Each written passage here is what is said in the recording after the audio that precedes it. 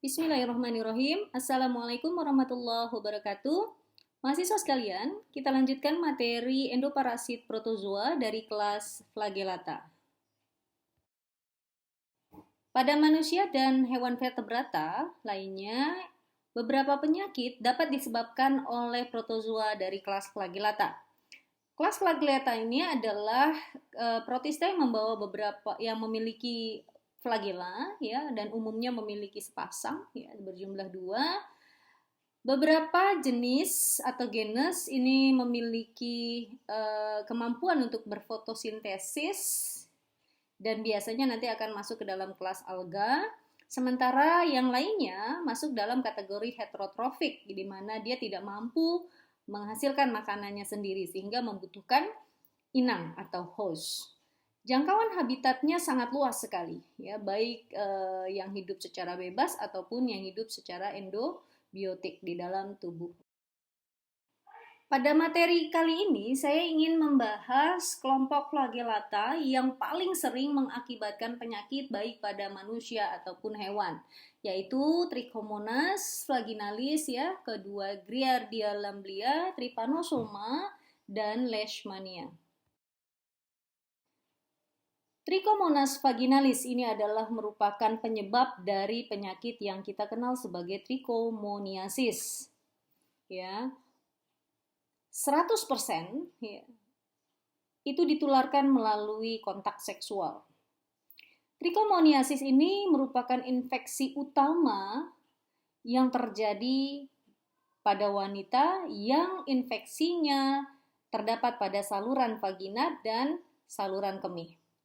Wanita ini paling rentan dapat terinfeksi oleh Trichomonas vaginalis setelah masuk post menstruasi.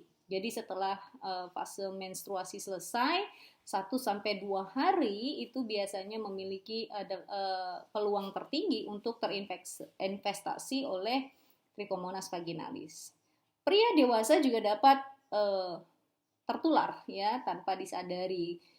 Biasanya infeksi pada pria ini menyebabkan gejala yang relatif ringan atau bahkan asimptomatik. Adapun penyebaran dari Trichomonas vaginalis ini sangat tergantung dari karakteristik parasit, ya. Di mana parasit Trichomonas vaginalis ini bersifat anaerob, maka dia tidak mungkin ya keluar dari tubuh host karena memang dia membutuhkan lingkungan yang anaerob. Jadi otomatis penyebarannya terjadi di dalam tubuh. Kemudian bentuknya yang flagellated ya, yang memiliki flagella, tentu saja dia perlu saluran atau media yang memudahkan dia berpindah dari satu jaringan ke jaringan yang lainnya. Pada tingkat infeksi baik pria dan wanita ini memiliki gejala yang serupa ya. Tetapi pada pria umumnya bersifat asimptomatik atau tidak menunjukkan gejala sama sekali. Transmission ini melalui kontak langsung, ya, skin to skin atau kulit ke kulit dari satu individu yang terinfeksi. Paling sering atau lebih sering diakibatkan oleh adanya hubungan seksual transvaginal. WHO memperkirakan bahwa lebih dari 160 juta kasus ya per tahun ini terjadi di seluruh belahan dunia. Secara struktur, Trichomonas vaginalis ini berbentuk pirium, ya, pirium tropozoidnya memiliki panjang kurang lebih 7 sampai dengan 30 mikron. Terdapat 5 flagella di mana 4 flagella itu berada di anterior, ya, dan 1 flagella berada di wilayah posterior di sepanjang membran luar membran undulasi. Inti sangat besar sekali biasanya terletak pada ujung anterior ya dan mengandung banyak butir-butir kromatin dan terdapat kariosom kecil. Sitoplasma ini mengandung banyak sekali butiran-butiran halus atau granula dan biasanya tidak terlalu terlihat nyata pada saat kita mewarnai spesimen dengan pewarnaan gimsa. Adapun siklus hidup dari Trichomonas vaginalis ini menurut CDC ya, bahwa dijelaskan terdapat di dalam saluran genital baik laki-laki ataupun wanita ya. Pada wanita terutamanya adalah di area bawah ya, yaitu dari vagina. Kemudian kalau pada laki-laki itu terdapat pada uretra dan prostat, kelenjar prostat. Di mana nanti di dalam organ tersebut Trichomonas vaginalis akan mereplikasi melalui proses binary fusion dan tidak bertahan secara baik pada lingkungan eksternal karena sifatnya tadi yang bersifat anaerob. Trichomonas vaginalis ini utamanya ditularkan melalui dari manusia ke manusia ya. Utamanya adalah melalui sexual transmission. Gejala pada wanita ini sering sekali terlihat sangat jelas dibandingkan dengan pada pria. Munculnya gejala itu sekitar 5 sampai dengan 28 hari. Biasanya jika wanita terinfeksi oleh Trichomonas ini, maka akan terjadi peradangan pada area vagina disertai dengan adanya cairan purulen ya. Kemudian ini merupakan gejala khas dari Trichomona vaginalis. Kemudian juga disertai lesi pada bagian vulva dan serviks karena bisa diffuse dia meluas dari vagina menuju organ-organ yang ada di sekitarnya. Disertai dengan sakit perut yang sangat jelas ya. Kemudian juga dapat terjadi dysuria dan dispareunia. Sementara pada pria, infeksi ini sifatnya sering sekali asimptomatik ya, tidak menunjukkan gejala. Kadang-kadang bisa muncul uretritis atau peradangan pada uretra, epididimitis ya, peradangan pada epididymis dan prostatitis, peradangan pada kelenjar prostat. Ini jika dalam kondisi yang parah. Biasanya prevalensi ini tinggi sekali pada manusia ya dengan banyak pasangan seksual ya, pada yang melakukan aktivitas seksual secara bebas dan berganti-ganti pasangan. Parasit yang kedua dari kelas Flagellata adalah Giardia lamblia ya. Diketahui bahwa Giardia ini merupakan parasit ya yang sangat kecil dan menyebabkan diare giardiasis, biasanya kita sebut demikian. Giardia ini ditemukan di permukaan, ya di permukaan tanah atau di makanan ya, dia bisa menular melalui foodborne atau waterborne ya, atau air yang telah terkontaminasi oleh kotoran dari orang ataupun hewan yang mengandung Giardia. Nah, Anda bisa mendapatkan infeksi giardiasis ini jika menelan germs ya atau kista dari Giardia. Giardia ini menyebar dengan sangat mudah sekali dari orang ke orang atau dari orang ke hewan ya, atau hewan ke hewan melalui air, makanan, permukaan yang tidak higienis ya, atau benda-benda yang terkontaminasi. Biasanya orang akan sakit gitu ya setelah meminum atau memakan air minum atau makanan yang terkontaminasi. Ini biasanya juga tinggi kasusnya pada lingkungan perairan yang menjadi sarana rekreasi seperti danau, sungai, kolam renang ya, atau pantai. Struktur dari Giardia lamblia ini terdiri dari dua fase ya, ada fase kista dan ada fase tropozoid. Untuk kista Giardia ini bisa mengkontaminasi host atau menginfeksi host melalui sumber air yang terkontaminasi. Parasit akan masuk per oral lalu akan masuk ke dalam saluran pencernaan sampai dengan usus halus host. Dia akan berkembang di sana. Nah, kista yang sangat kecil berukuran 8 sampai dengan 14 mikron.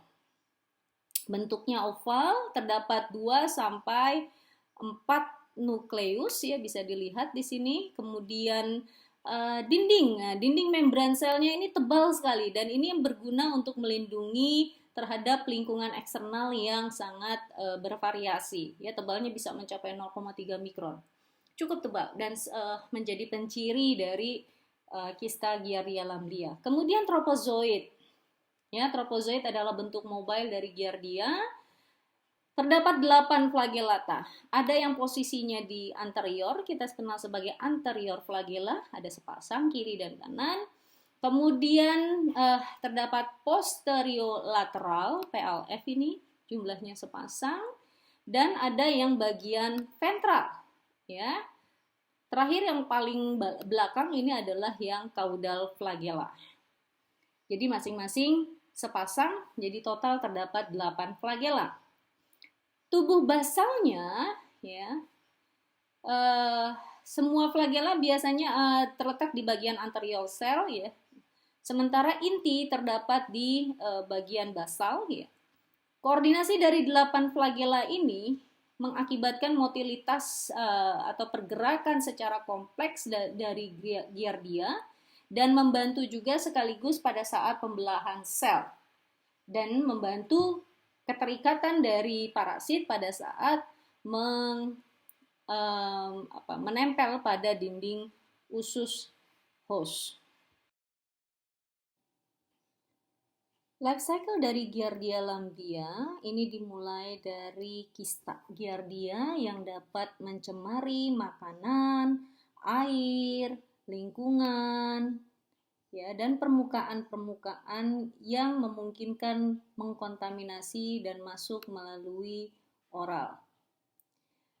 Nah, kemudian infeksi itu terjadi pada saat host, ya, baik hewan ataupun manusia ini menelan kista dari Giardia lamblia. Kista ini setelah tertelan mereka akan masuk ke mulut, ya, lanjut ke esofagus, kemudian sampai dengan lambung mereka masih bisa lolos. Sampai kemudian mereka di usus halus, maka kista akan mengalami enkistasi, berubah menjadi tropozoid. Nah, Giardia tropozoid ini mampu berkembang biak dengan cara melakukan pembelahan biner, ya, atau binary fusion, kemudian secara longitudinal, ya, sehingga setelah terbentuk tropozoid yang aktif, mereka bisa bergerak secara bebas di permukaan epitel usus halus, ya. Kemudian tropozoid ini bergerak menuju usus besar, di mana di usus besar ini dia akan dapat kembali membentuk kista, enkisment, ya,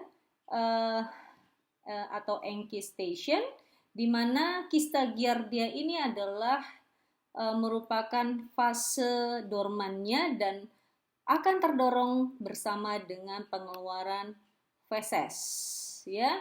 Kista yang sudah terdapat di dalam feses ini kemudian mencemari lingkungan, ya, air tanah, perairan mengalir seperti air sungai, kali, ya, ataupun sumur, yang kemudian akan menulari lagi manusia melalui sumber air ataupun sumber makanan yang terinvestasi oleh kista dari Giardia lamblia. Begitu seterusnya. Sementara itu, epidemiologi dari Giardia lamblia ini terjadi di seluruh dunia. Bahkan di Amerika Serikat prevalensinya cukup tinggi, yaitu mencapai 7,2%. Terlebih lagi pada negara-negara miskin atau negara-negara berkembang di mana masih banyak sekali masyarakatnya yang memiliki sanitasi yang buruk, ya, karena tadi penularannya adalah melalui lingkungan perairan yang tercemar. Dosis infeksi itu cukup hanya 10 kista. Kita bisa bayangkan, ya, bahwa dalam feses itu bisa mengandung ribuan kista. Inkubasi periodnya sekitar 1-14 hari, artinya dari mulai kita tertelan, ya, kita tertelan oleh kista Giardia lamblia tertelan oleh manusia, maka dia akan menimbulkan gejala sakit setelah kurang dari 2 minggu. Dengan lamanya penyakit itu sekitar 1-3 minggu. Gejala yang bisa dirasakan itu adalah terjadinya nyeri perut, ya, mual, muntah, ya, kemudian anoreksia, tidak nafsu makan, ya, demam ringan.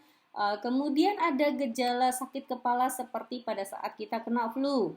Ya, kemudian bisa terjadi distensi, diare yang sangat banyak, berminyak ya dan berbau, cukup berbau. Kenapa diare berbau? Karena ternyata pada host yang terinvestasi oleh Giardia lamblia, pada material fesesnya ini bisa terdapat 10 pangkat 3 sampai dengan 10 pangkat 6 10 pangkat 8 kista per gram fesesnya itu pada manusia. Sementara kalau pada sapi atau ruminansia besar lainnya seperti badak, kuda, dan yang lainnya, maka bisa mencapai 10 pangkat 7 sampai 10 pangkat 8 kista per gram feses. Kita bayangkan berapa banyak kista yang dikeluarkan pada material feses yang beratnya tentu lebih besar dari 1 gram ya.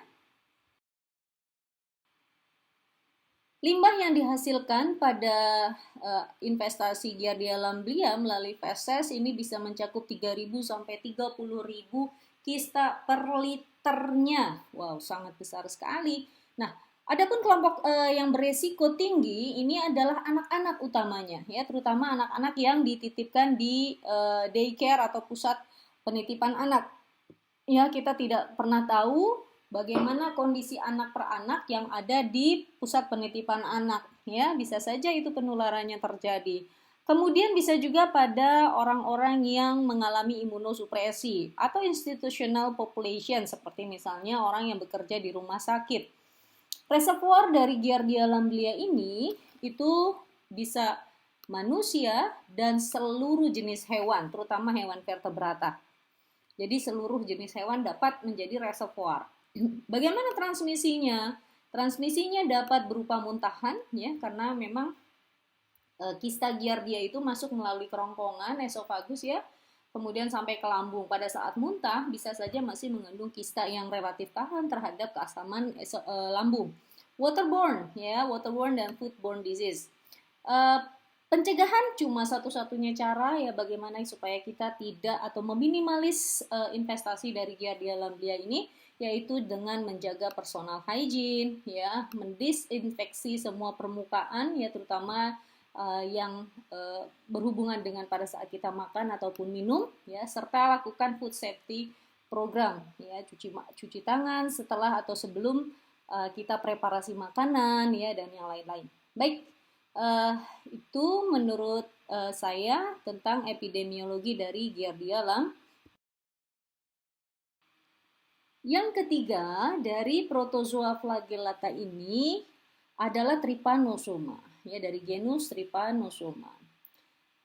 Mayoritas genus Trypanosoma ini bersifat heterosenus, artinya membutuhkan lebih dari satu host untuk menyelesaikan satu siklus hidup. Nah, jadi perlu adanya vektor ya, atau host antara, host intermediate.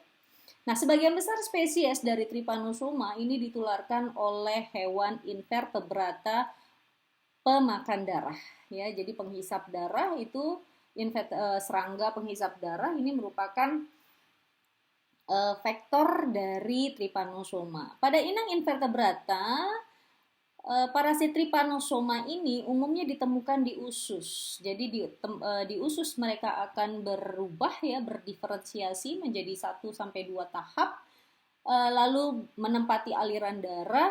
Nah, pada saat menggigit inang definitif ya, host definitif, maka bersama dengan gigitannya itu dia akan menyebarkan bentuk infektif dari Trypanosoma ke dalam aliran darah dari host definitif.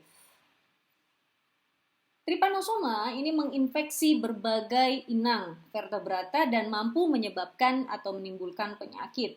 Salah satunya misalnya yang terkenal adalah sleeping sickness atau penyakit tidur ini pada manusia ya, dan memiliki tingkat kefatalan yang cukup tinggi, disebabkan oleh Trypanosoma brucei.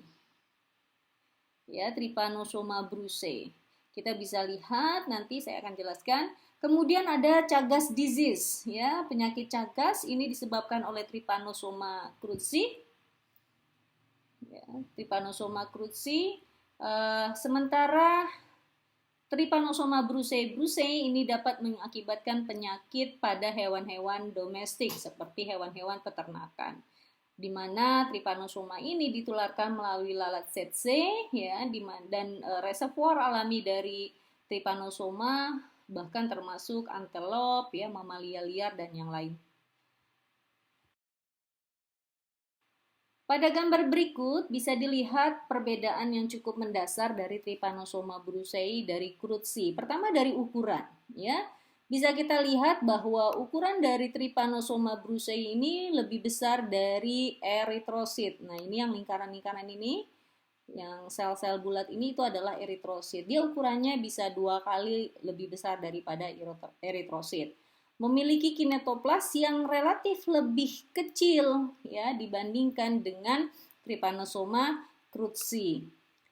Oke, kita bisa lihat Trypanosoma cruzi. Nah, ya, selain dari adanya vektor yang berbeda, ya, lalat tsetse ini pada Trypanosoma cruzi, sementara triatomin bug ya itu pada Trypanosoma cruzi.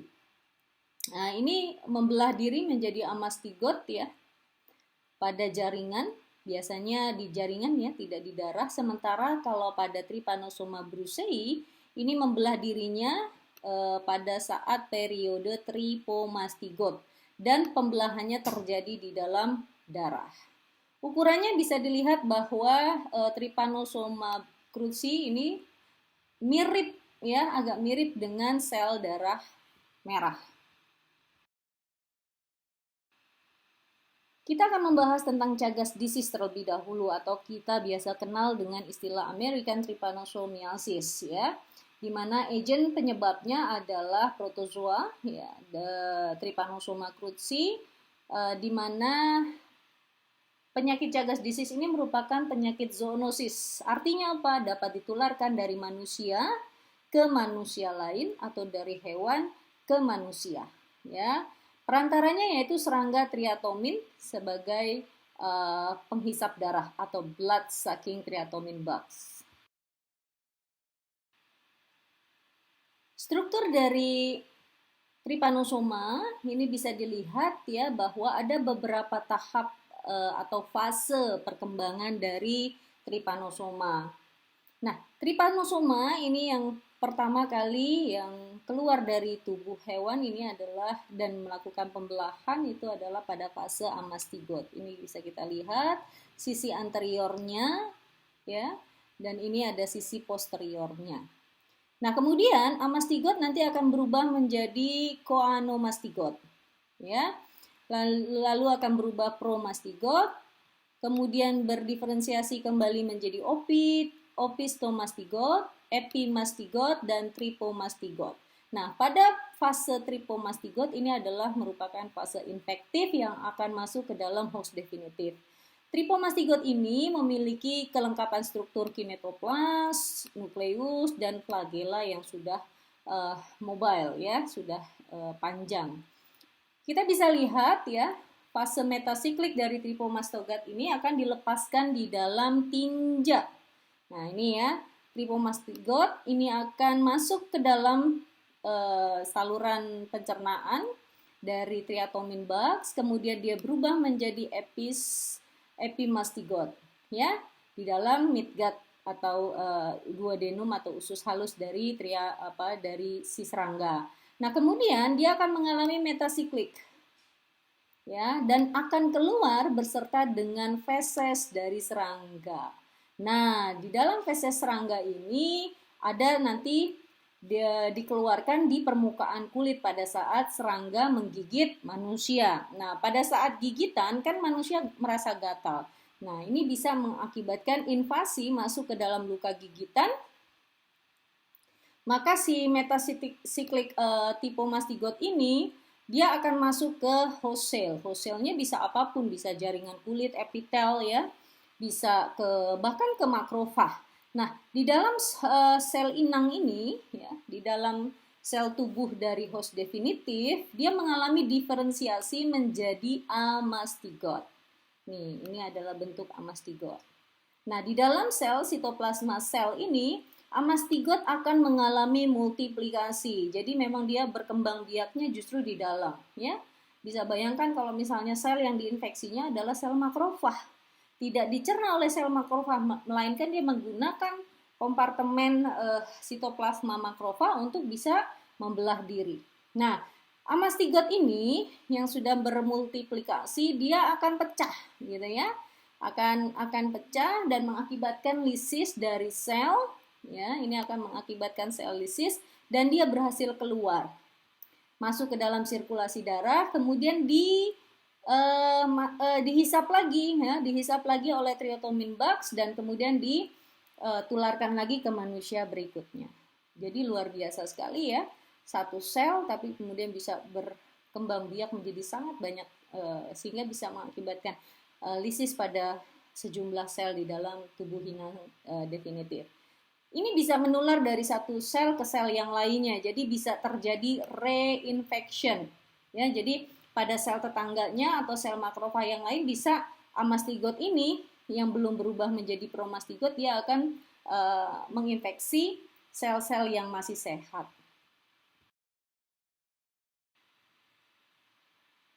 Dalam prosesnya, dua jenis trypanosoma ini memiliki siklus hidup berbeda-beda ya, tergantung di mana dia hidup. Ada beberapa spesies yang hidup pada saliva dan ada beberapa spesies yang hidup dalam bentuk stercorarian trypanosoma, di mana stercorarian trypanosoma ini akan menginfeksi serangga ya.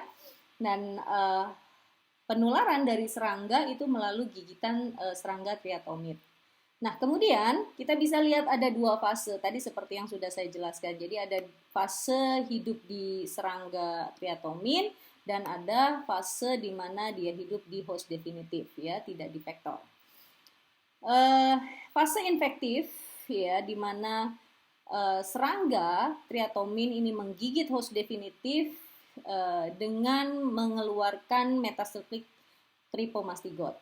Maka dia akan penetrasi masuk ke dalam sel, ya. Di sini contohnya adalah ke dalam sel jaringan, ya, jaringan otot misalnya atau jantung.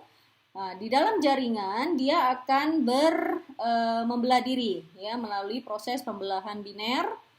Kemudian setelah sel mengalami lisis, maka dia akan keluar. Ya, bisa sebagian dia akan menular kembali kepada sel di sebelahnya atau dia akan keluar melalui sirkulasi darah dan dihisap kembali oleh serangga triatomin. Ya, karena kan serangga triatomin akan menggigit kembali. Nah, di dalam tubuh serangga triatomin dia akan berubah menjadi epimastigot, ya, di dalam saluran pencernaan. Kemudian di saluran pencernaan ini juga epimastigot akan mengalami multiplikasi, membelah secara biner, ya, dari 1 menjadi 2, 2 menjadi 4 dan seterusnya, lalu akan berubah menjadi metasiklik. Metasiklik ini sangat masif pergerakannya, ya, dan akan dikeluarkan beserta dengan feses dari serangga. Gejala penyakit Chagas ini bervariasi selama periode infeksi. Pada tahap awal atau biasa kita kenal sebagai fase akut, ya, memiliki gejala ringan dan biasanya menghasilkan tidak lebih dari adanya pembengkakan lokal di sekitar lokasi infeksi. Fase akut biasanya bersifat asimptomatik, tetapi dapat juga disertai dengan adanya demam, anoreksia, limfadenopati atau hepatosplenomegali ringan, ya. Tanda romana, ya, atau romana sign ini bisa kita lihat, ya, pada gambar. Ini terjadi adanya pembengkakan pada sebelah mata atau salah satu mata. Ya, romana sign ini merupakan gejala khas dari adanya penyakit Chagas, di mana terjadi pembengkakan periokular atau palpebral yang bersifat unilateral.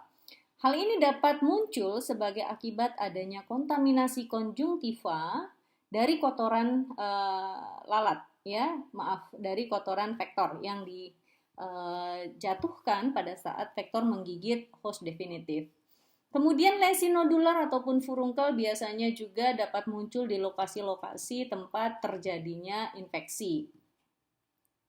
Sebagian besar kasus dapat bersifat sembuh sendiri, ya, selama beberapa minggu atau beberapa bulan. tergantung kondisi dari tubuh host. Jika dia berlanjut, maka dapat mengakibatkan penyakit kronis. Ya, nah pada saat fase kronis, maka ini bisa menimbulkan gangguan pada area atau organ yang lebih luas, seperti misalnya pada jantung atau malformasi dari adanya intestin ya, atau misalnya ke otak, maka bisa mengakibatkan kefatalan. Nah, biasanya pada kondisi kronis kita tidak bisa lagi temukan trypanosoma pada sediaan darah karena trypanosoma sudah menginvestasi jaringan-jaringan tubuh di host definitif. Penyakit yang kedua yang diakibatkan oleh genus Trypanosoma yang cukup terkenal ini adalah sleeping sickness atau kita biasa sebut sebagai Human African Trypanosomiasis, ya, atau penyakit tidur. Ini juga sama, ya, merupakan bentuk dari vector-borne parasitic disease. Parasit ini berasal dari genus Trypanosoma brucei, ya.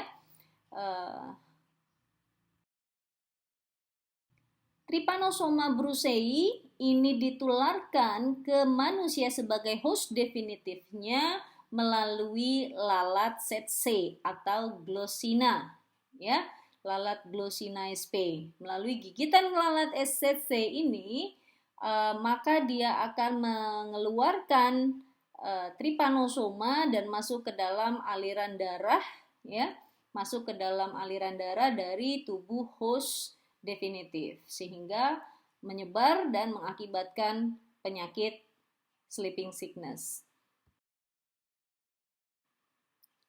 Pada gambar ini bisa kita lihat bagaimana proses life cycle dari Trypanosoma brucei. Nah, Trypanosoma brucei gambiens ya, subspesies gambiens ini saya ambil dari CDC. Terdapat dua fase, ada fase pada saat berada di dalam tubuh lalat ya atau tubuh vektor, dan ada fase di dalam tubuh mamalia. Awalnya adalah lalat tsetse yang mengandung Trypanosoma stygot ya, dari Trypanosoma pada fase Trypomastigot dia akan menggigit manusia ataupun hewan gitu ya. Kemudian fase metasiklik dari Trypomastigot Trypanosoma ini dia akan masuk ke dalam aliran darah, beredar dan menuju ke dalam jaringan ya. Jaringan utamanya adalah jaringan yang memiliki cairan yang sangat banyak seperti misalnya sirkulasi darah, pembuluh limfe atau spinal fluid ya, cairan spinal. Nah, di dalam jaringan-jaringan atau cairan darah, cairan tubuh, maka Trypomastigot ini akan bermultiplikasi secara biner, membelah, ya. Kemudian dia akan mengakibatkan fase akut ya pada host definitif. Nah, setelah itu dia bersirkulasi secara bebas di dalam pembuluh darah, di dalam pembuluh limfe ataupun di cairan spinal, sampai kemudian dia digigit lagi oleh lalat tsetse, dihisap masuk lagi ke dalam tubuh lalat tsetse. Nah, di dalam sirkulasi lalat tsetse dia akan bertransformasi atau berdiferensiasi menjadi prosiklik Trypomastigots. Ya. Kemudian di dalam usus halusnya dia akan berubah menjadi epimastigot. Nah, kemudian di dalam saluran pencernaan bisa epimastigot yang berukuran sangat kecil ini kemudian bisa masuk ke dalam sirkulasi darah sampai ke kelenjar saliva. Nah, epimastigot di dalam lalat tsetse ini dia akan bermultiplikasi atau membelah ya, menjadi banyak sekali dan kemudian berdiferensiasi menjadi metasiklik Trypomastigot. Jadi di dalam kelenjar saliva dari lalat tsetse. Kemudian lalat tsetse akan menggigit kembali host definitif sambil mengeluarkan metasiklik Trypomastigot dari kelenjar salivanya. Begitu seterusnya. Nah, bagaimana dengan gejala klinis yang ditimbulkan dari African Sleeping Sickness ini? Ada 3 tahap. ya gejala klinis. Yang pertama adalah ketika trypanosoma ini berkembang di lokasi tempat gigitan. Nah, ini biasanya akan mengakibatkan beberapa respon peradangan lokal ya, sehingga udem dan perbarahan itu bisa kita lihat pada spot-spot terjadinya gigitan dari lalat tsetse. Nah, kemudian diikuti tahap berikutnya adalah tahap hemolimfatik ya. Gejala ini di mana trypanosoma metasiklik ini dia akan beredar melalui cairan tubuh. Maka gejalanya akan menimbulkan demam. Pasti itu sudah ya. Kemudian terdapat limfadenopati ataupun pruritus. Lalu tahap yang ketiga ini adalah tahap meningoencephalitis. Terjadi peradangan pada meningen otak ya, selaput otak. Ini diakibatkan oleh invasi meluas ya dari fase di dalam tubuh inang, dari melalui cairan tubuh dia mampu menembus blood-brain barrier dan masuk ke dalam lapisan meningen. Nah, pada saat dia menginvasi sistem syaraf pusat dapat mengakibatkan atau menimbulkan gejala berupa sakit kepala, ya, kemudian abnormalitas behavior, atau bahkan dalam kondisi dan jumlah infeksi yang sangat berat, itu dapat mengakibatkan hilangnya kesadaran dan koma dari host definitif. Gambar berikut adalah menjelaskan bagaimana pada saat terjadi fase tahap ketiga ya, late stage infection, di mana terjadi meningoencephalitis. Trypanosoma itu masuk ke dalam blood-brain barrier, masuk ke dalam lapisan meningen ya, dan mengakibatkan perubahan-perubahan atau gangguan pada sistem syaraf pusat. Jika dia masuk ke dalam choroid plexus ya, di mana choroid plexus ini adalah pabrik atau penghasil cairan cerebrospinal, maka bisa akan mengakibatkan gangguan ya di dalam sinyal syaraf ya dan produksi cairan cerebrospinal. Kemudian juga bisa mengakibatkan neuroinflammatory response seperti misalnya aktivasi dari astrosit, kemudian infiltrasi dari sel-sel radang yang sangat tinggi di lokasi-lokasi tempat infiltrasi tripomastigot ya, seperti misalnya ada sel makrofag, sel T, sel B, dan yang lain-lain. Kemudian bisa juga mengakibatkan disfungsi dari blood-brain barrier. Ya, ini bisa dilihat ya gangguan-gangguan ini dengan uji MRI atau dengan fluorescence.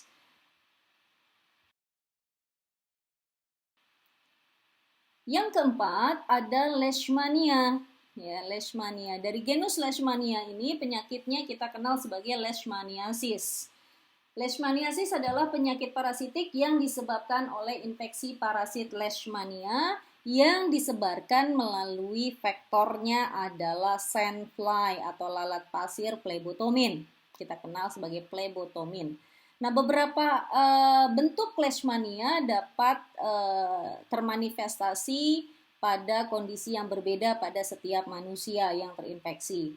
Bentuk yang paling umumnya adalah terdapat dua jenis, yaitu yang cutaneous leishmaniasis atau yang visceral leishmaniasis.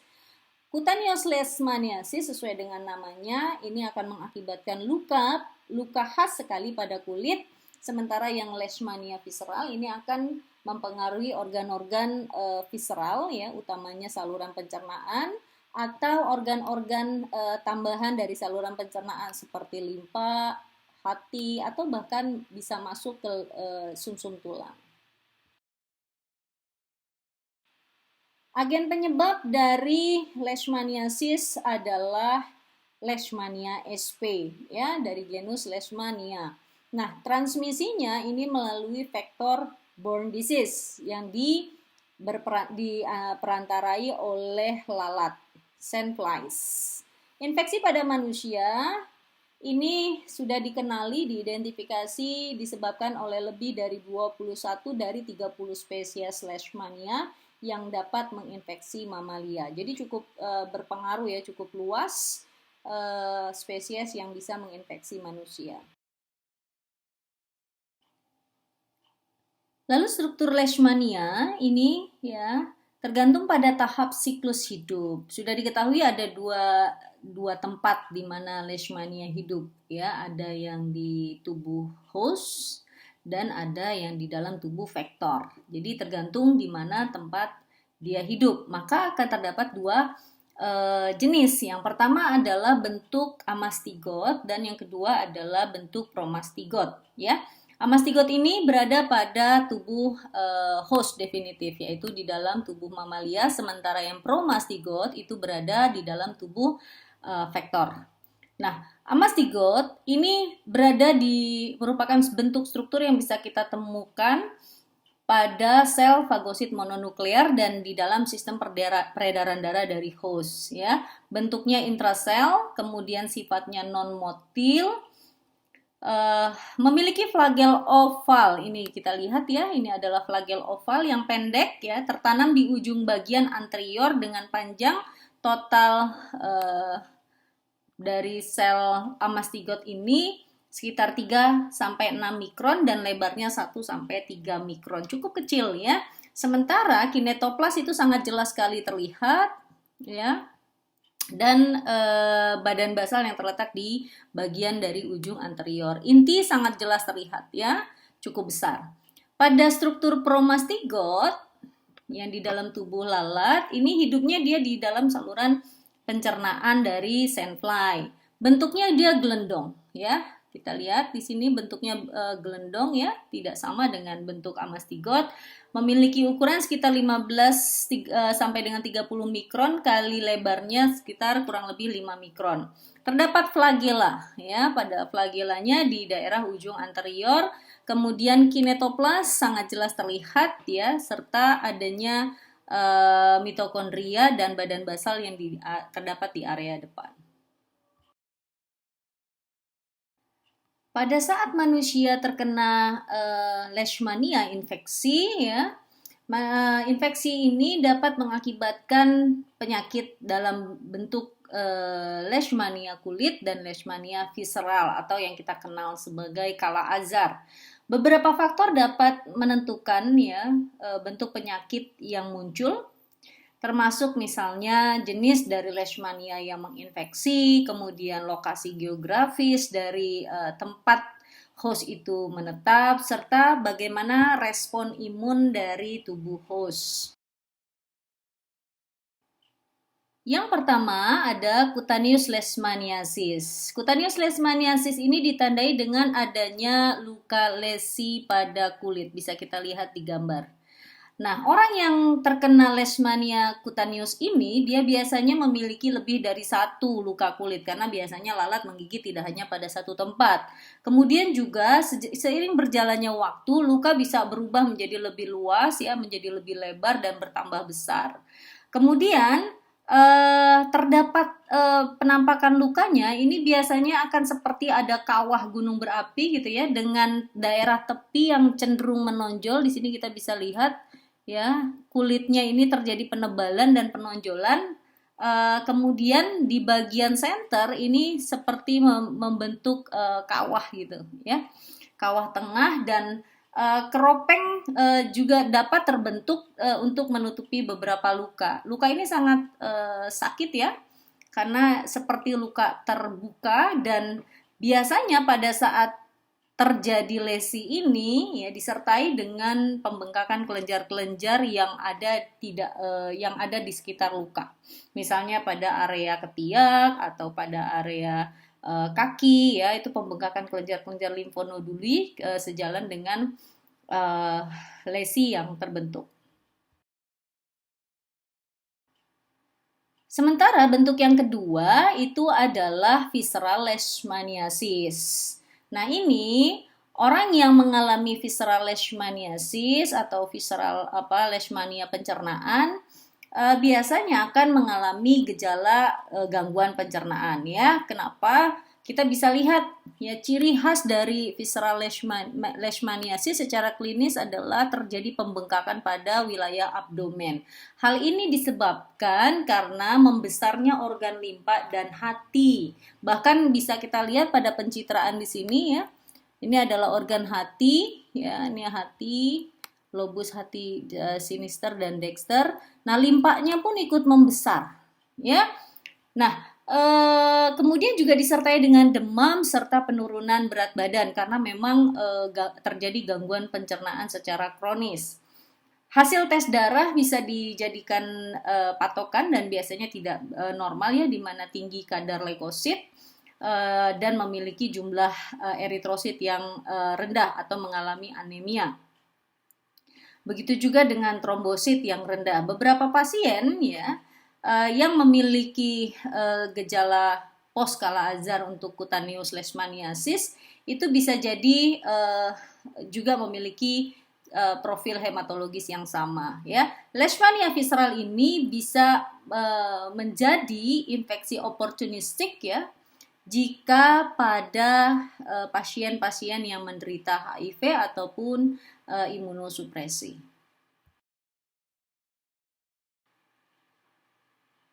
Di sini dapat dilihat ya bahwa pada sandfly ya, lalat pasir secara epidemiologi bisa dilihat bahwa pada saat lalat pasir menyuntikkan promastigot ya, kita lihat ini adalah promastigot. Ini merupakan fase infektif ya, dan lalat menggigit manusia dan memakan darah manusia. Nah, sekaligus dia menginfeksikan promastigot ke dalam sirkulasi darah. Nah, oleh sistem imunitas tubuh ya, promastigot yang mencapai luka tusukan ya sampai pada daerah tusukan lalat, maka dia akan berhadapan dengan sel-sel fagosit ya, yaitu makrofag dan sel-sel fagosit mononuklear di dalam jaringan di tempat lalat tersebut menggigit. Nah, kemudian promastigot itu dia akan berubah menjadi tahap amastigot. Nah, ini bisa kita lihat ya, promastigot di dalam di jaringan tempat lalat itu menggigit, dia berubah menjadi amastigot ya. Nah, kemudian dia akan melakukan pembelahan dan melanjutkan infeksi ya, melanjutkan infeksi ke area-area di sekitarnya. Kemudian parasit atau inang dan faktor-faktor lain juga dapat mempengaruhi apakah kemudian bisa menunjukkan gejala secara simptomatik atau asimptomatik ya, tergantung dari host kekebalan imun dari si host itu sendiri. Lalat pasir ini bisa juga dia menggigit daerah yang mengandung amastigot ya, di kutan ya, atau di area permukaan kulit yang luka ya dari orang yang sudah terinfeksi, maka dia juga akan terkena amastigot ya. Dia akan membawa amastigot dan di dalam saluran pencernaan lalat dia akan berubah ya menjadi promastigot ya di dalam saluran pencernaannya, dan kemudian dia akan membelah di usus belakang gitu ya, di usus belakang dan di usus tengah, dan bermigrasi kembali ke kelenjar saliva dari lalat dan akan menginfeksi orang yang berbeda ya. Jadi akan menginfeksi mamalia lain atau mamalia host berikutnya. Terima kasih atas perhatiannya, semoga bermanfaat. Assalamualaikum warahmatullahi wabarakatuh.